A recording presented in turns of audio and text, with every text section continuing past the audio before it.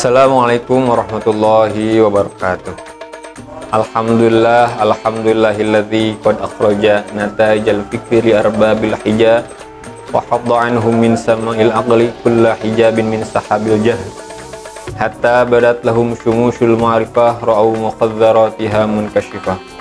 Allahumma salli wa sallim wa barik ala sayyidina wa maulana Muhammadin syajaratil asrin nuraniyah walam atil qabadatir rahmaniyah wa afdalil khaliqatil insaniyah wa ashrafis suratil jismaniyah wa ma'adinil asrarir rabbaniyah wa khazainil ulumil istifaiyah sahibil qabadatil asliyah wal bahjatis saniyah wa ruswatil aniyah manin darajatin nabiyuna tahta liwaihi fahum min huwa ilai fasalli ya rabbi wa sallim wa barik alaihi wa ala alihi indama khalaqata wa rizaqata wa amata wa ahyaita ila yaumi tab'atsu man afnait wa sholli wa sallim tasliman katsiran ila yaumiddin walhamdulillahi rabbil alamin. Para pemirsa Al-Musyrafah TV yang dimuliakan oleh Allah, pada kesempatan hari ini insyaallah saya akan membawakan materi tentang fikih praktis 10 perkara yang membatalkan puasa, yang referensinya saya mengambil dari kitab Al-Bajuri, Hasyiah Al-Bajuri, karangan Imam Ibnu Qasim, karangan Imam Ibrahim Al-Bajuri, karangan Imam Ibrahim Al-Bajuri. Di sini dikatakan ada 10 perkara yang bisa membatalkan puasa. Sebelum masuk ke tema pembahasan, sebelumnya saya akan mempertegas bahwa setiap amal ibadah apapun yang kita laksanakan, yang kita kerjakan sehari-hari harus berdasarkan ilmu, seperti yang telah dikatakan Imam Ibnu Ruslan dalam kitabnya Kitab Zubat, wa kullu man bi ghairi ilmin ya'malu amaluhu mardudatun la tuqbalu. Setiap orang yang mengerjakan satu amal ibadah tanpa memakai ilmu, maka ibadahnya mardudatun, ditolak sama Gusti Allah, la tuqbalu, tidak akan diterima. Sama halnya dengan puasa yang sedang kita laksanakan pada bulan Ramadan ini. Harus kita menjalankan setiap kewajiban-kewajiban, menjalankan sunnah-sunnah dan menjauhi apa-apa yang dilarang, apa-apa yang bisa membatalkan puasa tersebut. Bismillahirrahmanirrahim. Qala musannifu radhiyallahu ta'ala anhu wa damana naf'a bi ulumihim wa bi barakatihim wa bi ma'unatin fid darain amin amin ya Allah ya rabbal alamin. Bismillahirrahmanirrahim. Walladzi yuftiru bihi shaimu asyatu asya' ahaduhuma wa thaniha ma wasala amdan ila jaufi. Ada 10 perkara yang bisa membatalkan puasa. Yang pertama yang bisa membatalkan puasa yaitu memasukkan perkara ke 5 lubang. Yaitu yang pertama mulut, 2 telinga, 3 hidung, 4 lubang zakar, 5 lubang dubur. Yang pertama, mulut. Memasukkan perkara ke dalam mulut yang bisa membatalkan puasa itu sampainya perkara tersebut ke tenggorokan, sampai ditelannya, gitunya. Jadi kalau memasukkan perkara lewat mulut terus ditelan itu perkara, maka bisa membatalkan puasa. Adapun jika hanya di dalam mulut, jika hanya di dalam mulut tidak ditelan, maka tidak membatalkan puasa. Mana contohnya? Seperti berkumur. Berkumur dalam puasa itu tetap hukumnya sunnah. Baik ketika wudhu, ya, ketika wudhu tetap ada kesunahan dalam berkumur. Tapi berkumur ketika puasa dan ketika luar puasa harus bisa dibedakan. Kalau ketika berpuasa, dalam waktu puasa, jangan ada perkara yang sampai percikannya ke dalam tenggorokan. Kenapa? Karena bisa mengakibatkan ketelan yang kesananya bisa membatalkan puasa gitunya. Jadi ala kadarnya, kalau bahasa Sunda ala kadarnya itu ala kadar melaksanakan sunnah dalam berkumur. Ada pertanyaan, bagaimana hukumnya nelan ludah? Bagaimana hukumnya nelan ludah?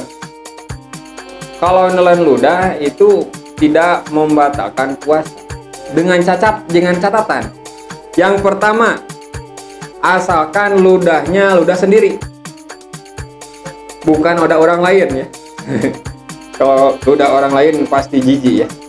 Ludah sendiri. Yang kedua, ludahnya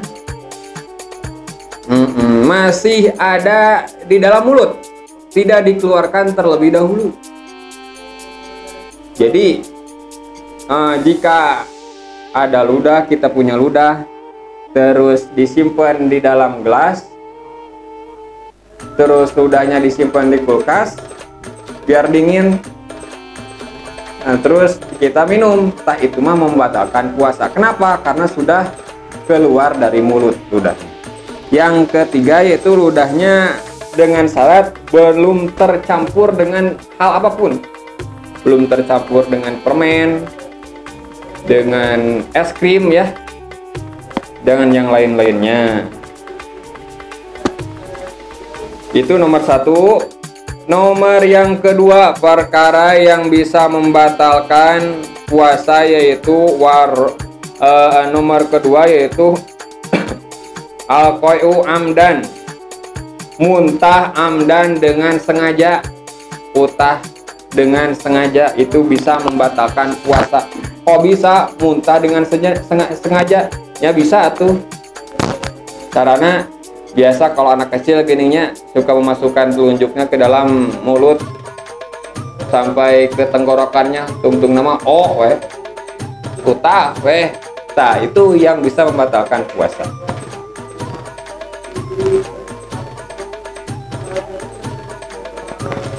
Atau dengan sengaja mencium hal-hal yang berbau busuk yang menyebabkan perut kita tidak enak dan enak utah weh.